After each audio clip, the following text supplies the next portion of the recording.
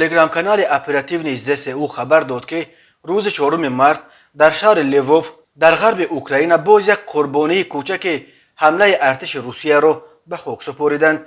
کودک تاجیک امیر همگی 40 روز پیش در شهر خارکوف به دنیا آمده بود. با شروع بمباران شهر از سوی نیروهای روسیه پدر و مادر امیر همراه مردم دیگر دو شبانه روز را در تاخانه به سر بردند. در نتیجه کودک گرفتار پنیومانیا شد و وقتی که این عائله مهاجران تاجیک را از خارکوف به لیووف کوچاندند و رمی شش سبب مرگ این کودک نوزاد شد.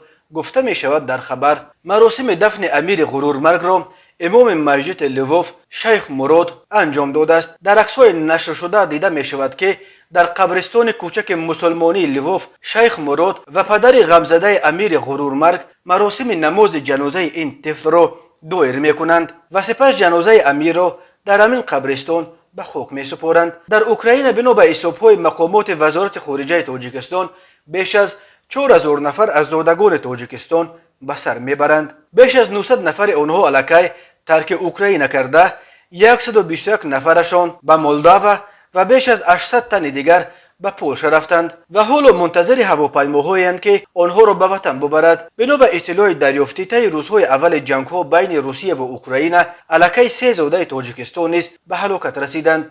2 زاده نویه درواز و 1 زاده جماعت واروخ، هر سه آنها در نیروهای تانکی ارتش روسیه خدمت می‌کردند.